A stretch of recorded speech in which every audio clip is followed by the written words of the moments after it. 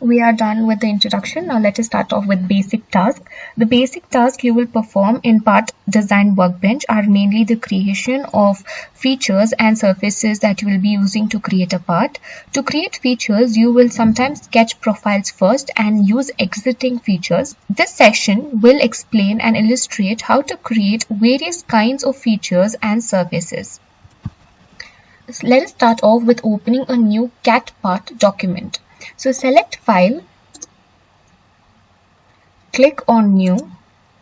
A new dialog box is displayed, allowing you to choose the type of the document that you need. Select Part in the list and click on OK. We have to enter the part name as Basic Task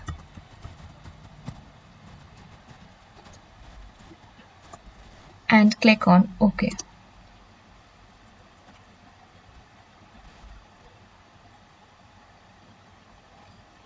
The part design workbench document is divided into a specification tree, the geometry area, and specific toolbar, which will be explained further in the session. This is your part design workbench. Let us use the first feature, pad.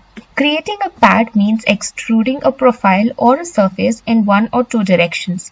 The application lets you to choose the limits of creations as well as the direction of extrusion. Let us click on a plane and click on Sketch.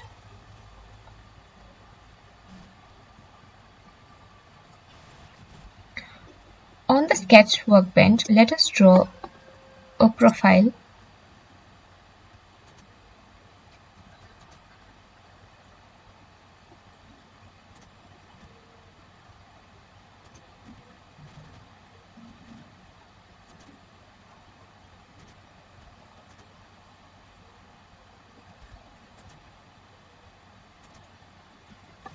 Like this, and exit the workbench.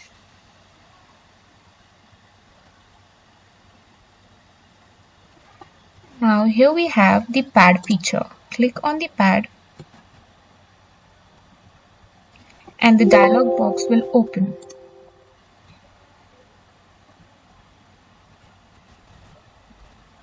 You will notice that by default the application specifications the length of the pad.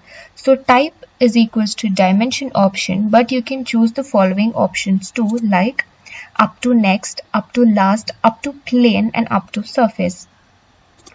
As of now, let it be dimensions and the length be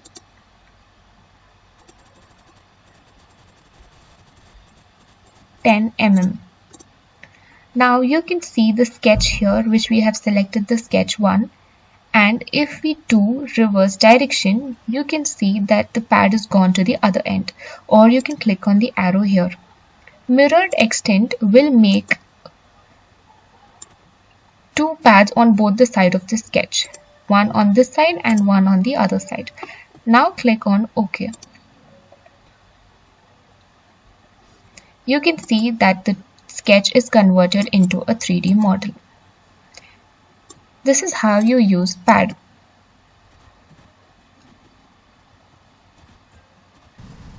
Now again click on pad. I will explain how to use up to next, up to last, up to plane, and up to surface. So now let us create a plane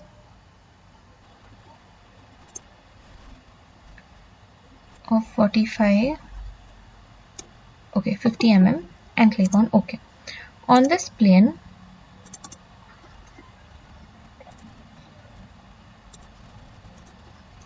let us use sketch and draw a circle. Exit workbench. Let us take another plane in the reverse direction. Click on OK. And on this plane,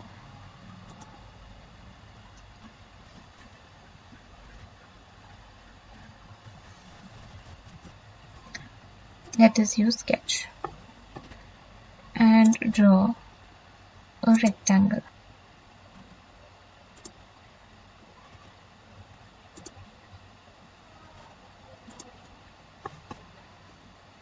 And exit workbench.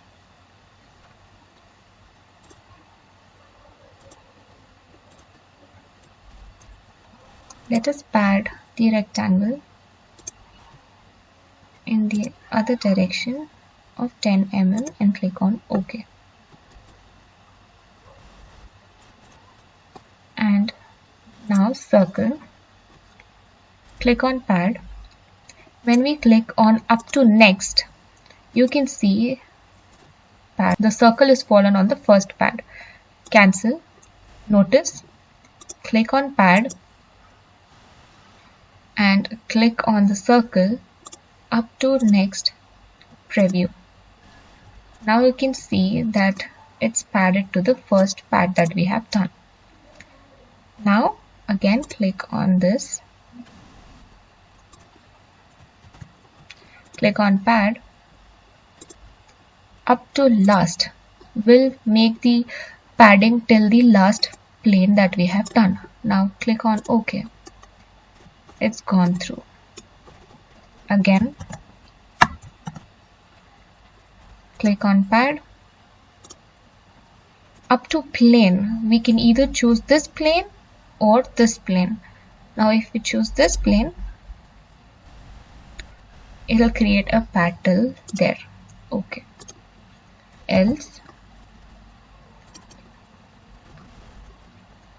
if I choose plane 1, you can see it's created only till here. And for the last one, click on pad, up to surface.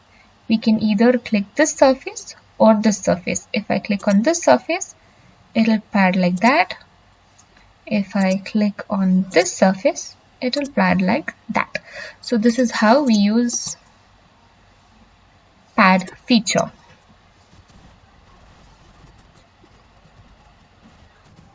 Now let us go on to multi-pad.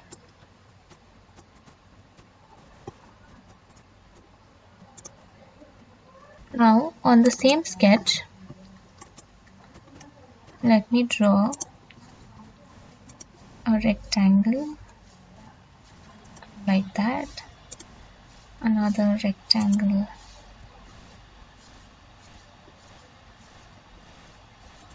like that,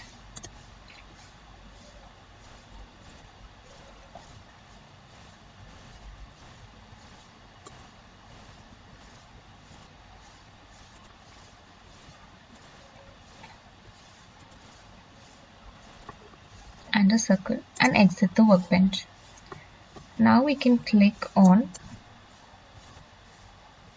multi-pad,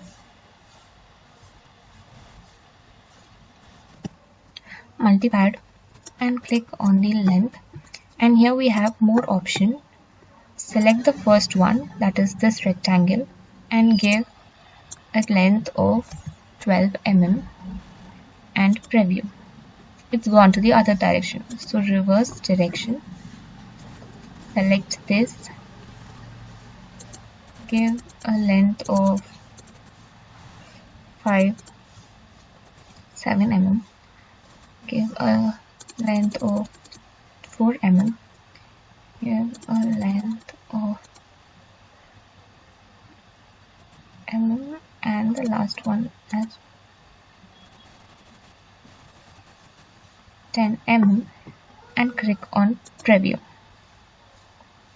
and OK. Now you can see that we have got different pad for different element, but there's one element missing because the dimension is 4 mm. Let us change it to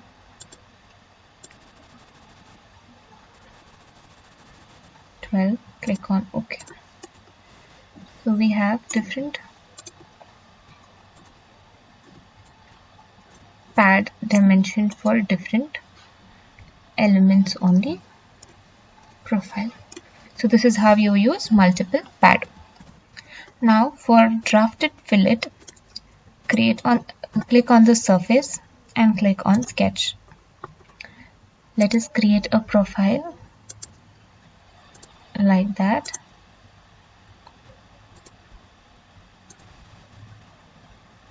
A closed profile, and exit the workbench. Now click on the drafted fillet pad and the length be 12 and the limit is this surface with a lateral radius of 2 mm, first limit radius of 2 mm and the second limit radius of 2 mm, and click on preview. So this is the image that you get for drafted filleted pad. Now for creating a pocket consisting in extruding a profile or a surface and removing the material resulting from the extrusion, let us have the same profile. Click on pocket. You can see that the arrow's gone down. The other way is not possible for creating a pocket. And of a depth of 7 mm, click on preview and OK. You can see that a pocket is created. You can also create a pocket of depth 10, preview 13, OK. And you can see that a pocket is created on the padded surface. So this is how you use pocket. And for multi-pocket, let us create features on this. Be a circle,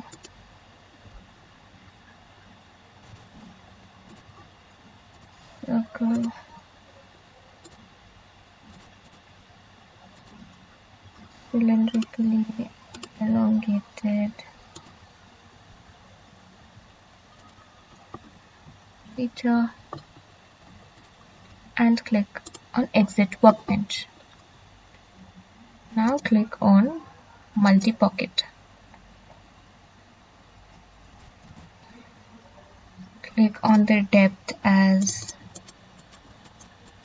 2 mm, click on more, extrusion, the first one let it be 5 mm but in the other direction, second one be 2 mm in the other direction, and the third one be 6 mm in the other direction. Click on preview.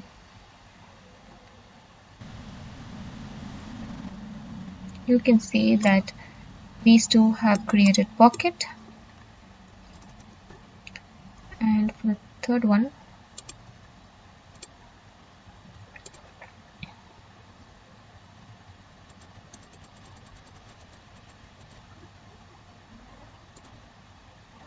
okay, we have multi pocket created on the pad. So this is how we use multi pockets. Now for drafted filleted pocket, let us create a sketch and let's draw a rectangle and exit the workbench. Now select on drafted fillet pocket, click on that profile of 6 mm, select the second limit as the top surface and click on preview. Now click on OK. This is how you get a drafted filleted pocket. Let us reduce the radius size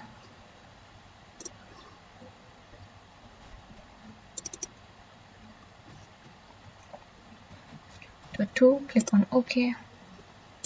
Now we get a drafted fillet pocket like this. So this is how you use a drafted fillet pocket.